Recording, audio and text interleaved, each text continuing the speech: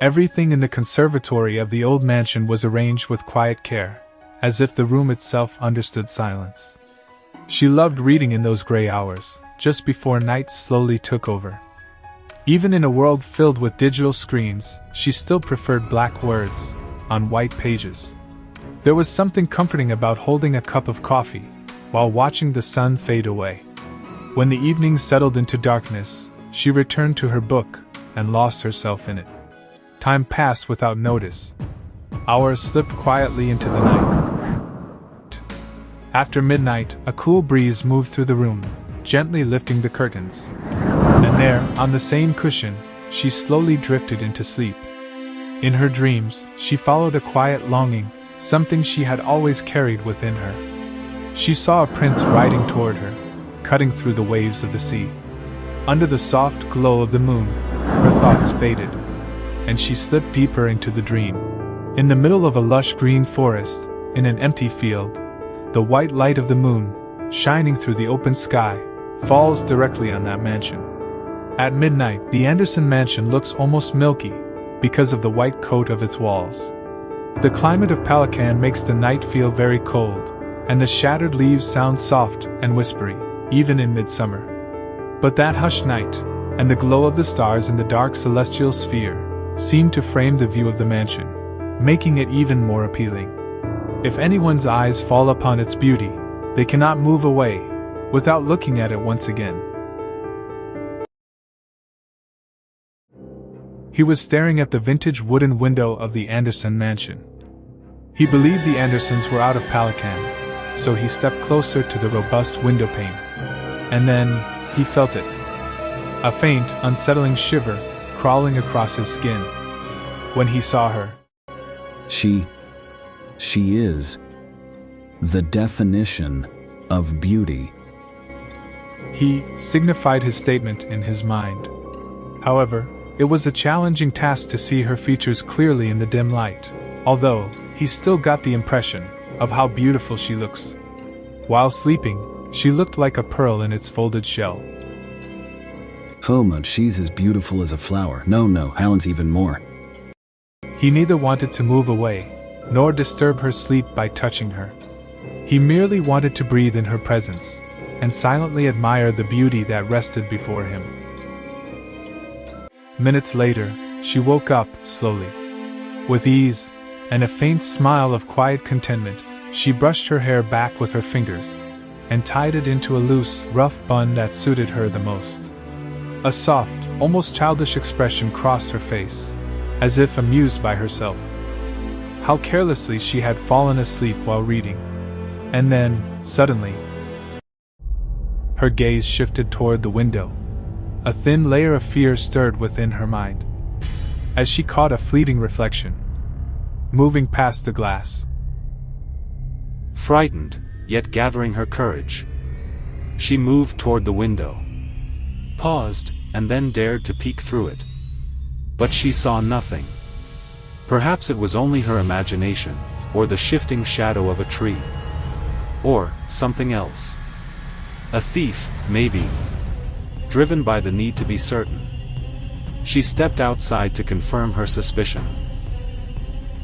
The fresh, woody air, and the distant sounds of night creatures, tightened something within her chest. Slowly deepening the quiet scent of fear around her.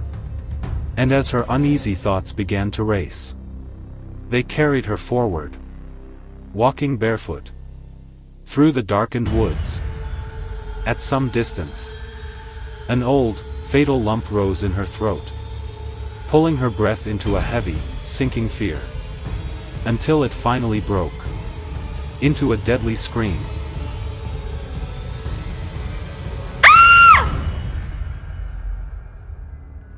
What foolishness are you up to this time? Get back to your bed, Lucy. She holds her voice more firmly this time. Right now. Lucy looked at her owner, quietly, and followed her. Lucy was a 7-year-old, black, furry Himalayan cat, with a sweet, docile, and quiet nature. Yet her shiny, deep blue eyes carried something far more intense, something almost thrilling. Just a few months ago, she had been an ordinary wild cat, wandering around the palace grounds. The palace itself had stood empty for years, untouched, and forgotten. As far as anyone remembered, it once belonged to an English queen, known for her kindness.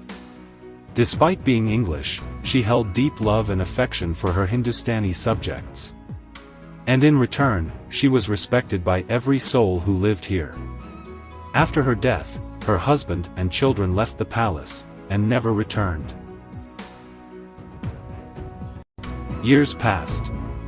And then, on a stormy night, Christina, the rightful heir of the property, came back. There was something unmistakable in her eyes. The same old legacy, quietly shining through. That night, in the middle of a fierce storm, she found a helpless, rain-soaked cat trembling in the gale. Without hesitation, she picked it up, and carried it inside the palace. And from that moment on, the wandering stray slowly became the royal cat of the mansion. Christina convinced herself that what she saw was not an imaginative shadow. It must be a thief who somehow survived from us. She muttered in fear, expressing it softly in front of Lucy. And together, they returned to their mansion home. You must not wander out like this at night. Don't let it happen again. And she began to gently caress her cat. Lucy had always loved sitting on Christina's lap, as if it were her rightful place. And being petted by her was one of her happiest moments. Christina, too, enjoyed talking to Lucy, but tonight, something felt different. A quiet discomfort lingered in her thoughts. Again and again, her mind drifted back to that same shadow. She glanced at the clock. It was 1:30 at night, and suddenly, she realized she had forgotten to feed Lucy. Oh, I'm so sorry, Lucy. I forgot to feed you today. Would you like some milk? Meow, was Lucy's only reply. While preparing the food, Christina checked her phone. There was a pending message from her cousin sister, Meghna. She had written a short message. Hi, beautiful sister. We both are coming to Palakan tomorrow. Shweta is on her summer vacation, and I also have some work at our motel. So, we've planned to meet you. We'll reach your place at 7 in the morning. Then, we'll spend some fun time together. See you soon. Lots of love. The message from her sister made her feel happy, and relieved at the same time. For a while, she forgot what had haunted her the previous night. Lost in the joy of her sister's arrival, she began planning so many little things. Slowly, the fear faded, and her mind filled with thoughts of happiness and preparation. After all, it had been a long time since they would all be together again. The excitement of these plans kept her awake. And after about an hour, wandering through memories of childhood with her sisters, and holding on to the sweet hope of new, blooming days, she finally fell asleep. It was 10 minutes past 3 at night. Christina had finally fallen asleep. But Lucy hadn't. Those shimmering blue eyes were fixed on the stairs of the grand foyer. At first, it felt like nothing. Just another quiet moment of the night. But then, something moved. A figure, slow, unhurried, making its way down the stairs. Step by step. Lucy didn't blink. She didn't move. As if she knew. This was no ordinary shadow. And maybe, what was coming down those stairs was never meant to be seen at all. What happens next, you won't want to miss. So, stay with us.